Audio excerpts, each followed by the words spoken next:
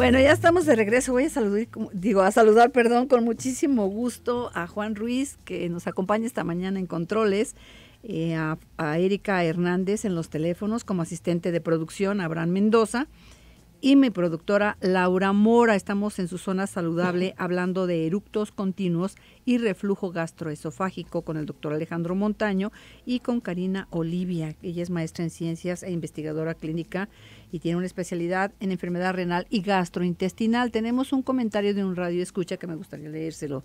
Buen día, en meses pasados sufrí tos agotadora, irritación de garganta, dolor de oídos, pérdida de voz. Fui con varios neumólogos y todos decían que era asma. Me recetaron 1000 broncodilatadores, etcétera, etcétera. Dice, no mejoré. Y después alguien me dijo que tenía reflujo. Tomé pantoprazol y fui mejorando poco a poco. Ya tengo 2 meses y sigo con tos ahogadora, pero menos constante, pero siento en la laringe mucha mucosidad y ardor. ¿Creen que debería de ir con un gastro? Tengo 32 años y soy hombre. Sí, yo creo que este es un caso muy ilustrativo de lo complejo que puede llegar a ser esta enfermedad y quizá nos dé pauta para hacer un par de comentarios muy breves. Efectivamente, pudiera ser una enfermedad por reflujo con síntomas atípicos y entonces después de que lo vio un otorrinolaringólogo, un neumólogo, parece, y no encuentra problema respiratorio, mejora disminuyendo el ácido. Por lo tanto, hay respuesta. ¿Por qué pudiera? Porque no está diagnosticado y aquí es efectivamente donde probablemente la cuestión se vuelva un poquito más compleja.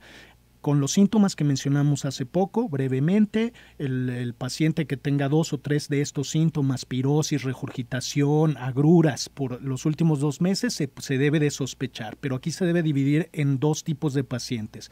El que tenga síntomas, o probablemente el que tenga síntomas típicos y atípicos como el que tiene esta persona, pero sobre todo lo que hay que identificar son los datos de alarma.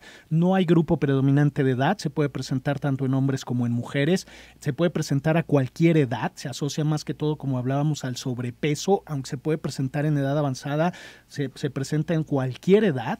Y en este caso lo que hay que identificar muy bien para ver a qué paciente se le va a dar tratamiento o a cuál paciente hay que estudiarlo más son los signos de alarma. ¿Cuáles son los signos de alarma? Muy puntualmente, pérdida de peso, historia de cáncer en la familia, o disfagia, que quiere decir que el alimento no puede pasar, o sangrado, o que incluso estos síntomas de reflujo tengan un periodo de 2 a 3 años y que no mejoren. ¿Por qué? Porque el reflujo constante puede provocar algo que se llama esófago de Barrett, que es una lesión premaligna, y aunque no es en la minoría de los casos, afortunadamente, puede llegar a condicionar cáncer de esófago. Por lo tanto, hay que identificar qué paciente tiene el grupo de riesgo y ese paciente requiere un estudio totalmente diferente del paciente que tiene síntomas sin datos de alarma.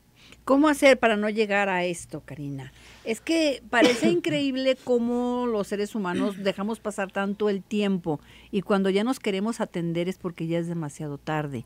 ¿Cómo podemos realmente tomar la conciencia? Es lo que yo te decía. Muchas veces sabemos lo que tenemos que hacer, sabemos que sí tenemos que desayunar a nuestras horas, todo esto que mencionaste es muy importante, todas las horas de ayuno que pasamos y con que iniciamos, con un café. Entonces, ¿cómo podríamos poco a poco ir cambiando nuestros hábitos y con qué? Ok, lo primero es el compromiso y a través del compromiso hacerlo de la siguiente manera, establecer horarios. El establecer horarios nos compromete a tener ya la idea de que a tal tiempo transcurrido necesito consumir ciertos alimentos. Segundo paso, la calidad del alimento. Lo mencionamos hace rato, hay 2 vertientes, la calidad, la cantidad del alimento. Pero partiendo de la calidad del alimento, es muy importante que apostándole a alimentos que no sean tan ácidos, vamos a dar ejemplos muy sencillos. El aguacate, que yo lo mencionaba hace rato, la lechuga, el apio, lo que es hoy por hoy los aceites, el aceite de coco, el aceite de oliva, el aceite de girasol, de lino, que son de repente alternativas que actualmente lo podemos ya manejar. Otra parte muy importante, la cantidad de esos alimentos. El hecho de recomendar aceite de coco, por mencionarlo, no significa que lo podemos consumir a libre albedrío, ¿no? Al final es una calidad que también necesita cierta limitante en cantidad. Otra parte muy importante es, ya tengo el compromiso de los horarios, ya tengo el compromiso de la calidad, tengo que estar consciente de la cantidad y para ello necesitamos acudir en este caso con los profesionistas, colegas. ¿Por qué? Porque al final es construir un saco a la medida de, en este caso, del paciente, ¿no? Y esto va muy en pro de cambios en el estilo de vida. Cambios en donde hasta se involucra esos 120 minutos que la Organización Mundial de la Salud dice hagan 120 minutos, realicen 120 minutos durante la semana, 120 minutos, y eso va a ayudar, por lo menos va a tratar de evitar el aumento, el sobrepeso, la obesidad. Si partimos de estos puntos muy sencillos, calidad, cantidad, horarios y activarnos, creo que estamos por un buen camino, empezando paulatinamente, pero comenzando. Claro, tenemos un comentario para el doctor. Buenos días. Solo quiero saludar al doctor Alejandro Montaño. Es un excelente doctor. Yo soy diabético y me atendió muy bien. Se lo recomiendo y bueno, pues también se lo recomendamos. Muchas gracias. Y bueno, acá tengo otra en relación a los eructos. Dice, disculpe, yo padezco mucho de eructos. ¿Dónde puedo pedir una cita con la nutrióloga? Gracias, tengo 52 años, soy mujer, gracias por estos programas. Y bueno, les voy a pedir los teléfonos en un rato más, pero a mí me gustaría que hablando de eructos, que también es parte de nuestro tema, ¿qué nos están indicando cuando una persona eructa mucho? Cuando ya llega a ser como molesto.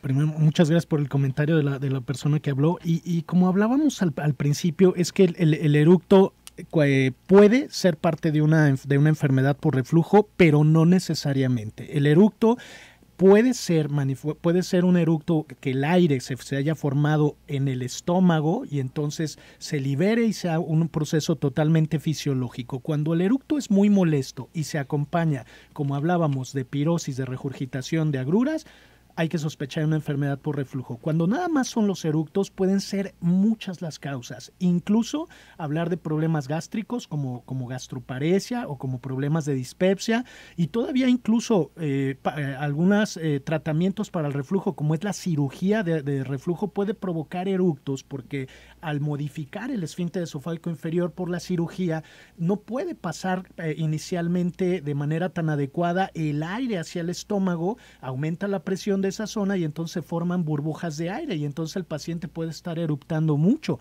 O sea que incluso uno de los tratamientos para la enfermedad por reflujo puede ser causa de eructos esofágicos. Hay otras causas de eructos esofágicos como los pacientes que tienen una enfermedad que se llama síndrome de Sjögren, en el cual tienen las mucosas secas y están constantemente pasando saliva y al mismo tiempo pasan aire. Y hay otra causa que se llama aerofagia psicógena. Son pacientes que tienen simplemente mucho estrés, ansiedad, constantemente están ellos tragando aire y luego lo tienen que eructar. Y no es, es una patología muy amplia, pero en el contexto de los eructos, con los otros síntomas que mencionamos, la principal causa es el reflujo. Bien, Karina, ¿quieres agregar algo? Me parece muy interesante esta parte donde el eructo por sí solo hablaría pues solamente de un síntoma. Yo luego me imaginé en todas estas ocasiones el consumo de bebidas carbonatadas, ¿no? Claro. Este consumo excesivo, digo, no por algo somos de los países que mayor consumo se tiene en refrescos de cola. Este consumo, claro que genera un eructo, ¿no? O sea, genera esta sintomatología. Que incluso mucha gente lo busca. Sí. Dicen, sí. me siento como Descansa. muy distendida, Exacto. entonces necesito eructar. Exacto. El detalle aquí es con qué te generas el eructo, ¿no? El consumir 300 calorías a través de azúcares de un refresco negro solo para obtener un eructo. Bueno, es creo cierto. que está muy caro la factura, ¿no? Como que claro. desde que dice, bueno, quiero eructar, sí, perfecto, pero ¿sabes que ese eructo te costó 400 calorías? Como que no es tan sabia, ¿verdad? No, tu exacto, decisión. Entonces creo que partiendo de ahí también esa es la parte en donde se busca invitar al paciente de que, bueno, ok, hay la necesidad de sacar ese gas, ¿no? Generado, pero bueno, no tendría que ser a través de estas bebidas carbonatadas con un aumento exagerado de calorías a través de azúcares, ¿no? Bien, tenemos una pregunta de Martín García, la voy a dejar al aire y la contestamos regresando de la pausa. Dice, ¿por qué diario me levanto con ganas de vomitar? Tengo 45 años y también padezco de muchas agruras. La contestamos enseguida, lo seguimos invitando a que se comunique al 33 18 80 76 41, 31 22 42 00 y 31 22 42 66 son nuestras líneas a su disposición. Vamos a la pausa y regresamos a su zona saludable.